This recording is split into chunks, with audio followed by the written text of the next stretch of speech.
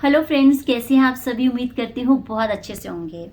आज हम वीडियो में डिस्कस करेंगे कि दिन भर में कितनी रोटी खानी चाहिए, किस टाइम पे खानी चाहिए और कैसी रोटी होनी चाहिए। इंडिया में सबसे ज़्यादा गेहूं की रोटी खाई जाती है। ब्रेकफास्ट में, लंच में, डिनर में जब भी हमें भूख लगती है, हमें लगता है कि रोटी से ही हमारी भूख जो है वो मिटेगी। हमारे पुराने बुजुर्ग भी कहते थे कि अगर रोटी नहीं खाई तो क्या खाया, रोटी से आपको ताकत मिलेगी। बात तो सही है कि रोटी खाने से हमें एनर्जी तो मिलती ही है। रोटी में 3 तरह की चीज़ें होती हैं, कार्बोहाइड्रेट होता है, प्रोटीन होता है और फैट होता है। जब भी हम रोटी मुंह में डालते हैं तो हमारी मशीन काम करना शुरू कर देती है उसको डाइजेस्ट करने में। रोटी जब स्टमक में जाती है वो कन्वर्ट हो जाती है ग्लूकोज में, और ग्लूकोज से हमें एनर्जी मिलती है। जितना बॉडी को एनर्जी चाहिए होती है उतना वो ले लेती है। बाकी की एनर्जी हमारे लीवर और मसल्स में आकर स्टोर हो जाती है ग्लाइकोजन के रूप में।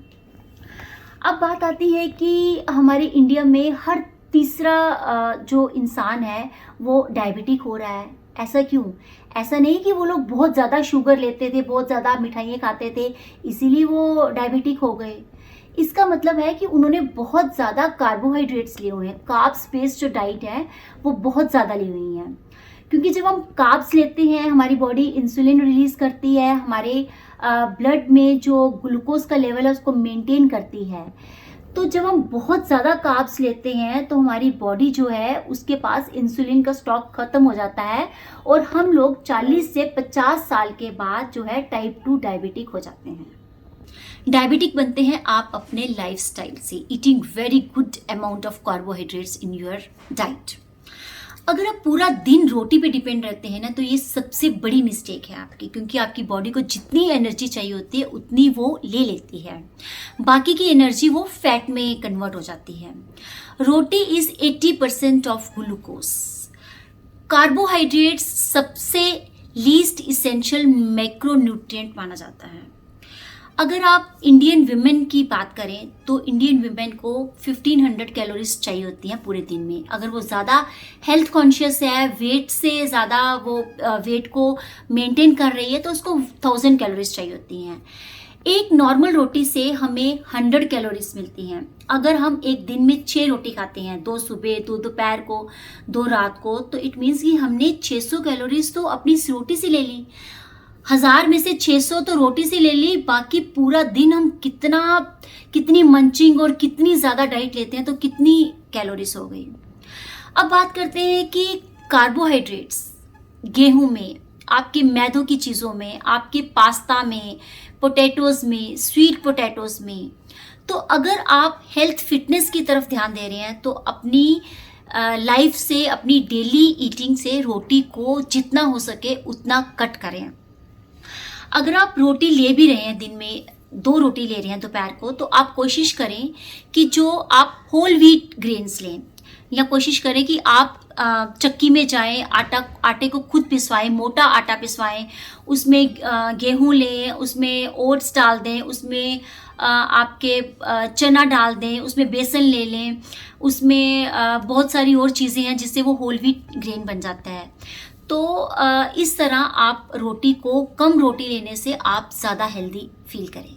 कोशिश करें कि डिनर में रोटी को अवॉइड करें। अगर आप 7 बजे तक खाना खा लेते हैं, 1 रोटी खाते हैं तो 3-4 घंटे के बाद सो रहे हैं, फिर तो समझ सकते हैं कि आपको रोटी लेनी चाहिए।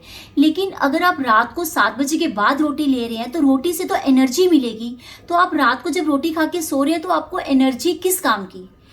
आप जब स्लीपिंग मोड में होते हैं तो आपकी बॉडी आपके फैट से एनर्जी को लेती है। इसलिए कहते हैं ना कि जब आप अच्छे से सोते हैं तो आपका फैट रिड्यूस होता है, क्योंकि आपकी बॉडी आपके फैट से एनर्जी को लेती है।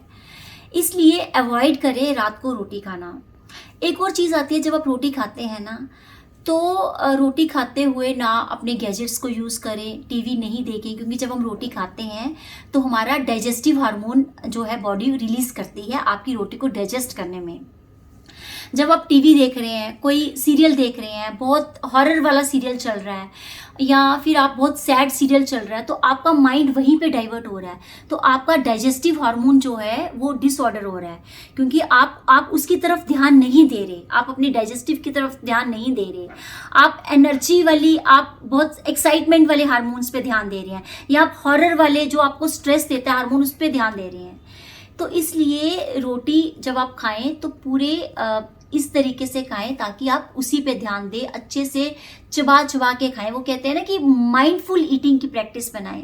जब आप माइंडफुल ईटिंग की प्रैक्टिस बनाएंगे तो आपकी हेल्थ भी अच्छी रहेगी और कम खाएंगे। जब आप कम खाएंगे तो ऑटोमेटिकली आपका वेट जो है वो मेंटेन रहेगा।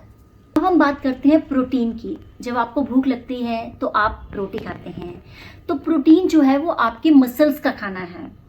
तो इसलिए कहते हैं जब भी आप कार्बोहाइड्रेट्स ले रहे हैं उसके ज़्यादा प्रोटीन्स की ज़्यादा मात्रा लें। जैसे दालें लें, पनीर लें, सोयाबीन लें। Paneer is a good source of protein. तो प्रोटीन जो है वो आपकी हेल्थ के लिए बहुत ज़रूरी है। बात करते हैं फैट्स की। तो यहाँ कहते हैं अपने कार्बोहाइड्रेट्स को आप फैट में रिलीज कर लें। Desi ghee is a good source of fat. आप जितना फैट लेंगे उतना आपका जो वेट है वो कम होने में आपकी हेल्प करेगा। तो ये सारी चीज़ें थी आपके रोटी में। कार्बोहाइड्रेट्स 80%, देन प्रोटीन और फैट्स सिर्फ 20%। अब डिसाइड आपको करना है कि आपको दिन में कितनी रोटी खानी चाहिए। अगर आपको ये वीडियो पसंद आती है तो don't forget to like, share and subscribe my channel. Thank you so much and take care of yourself.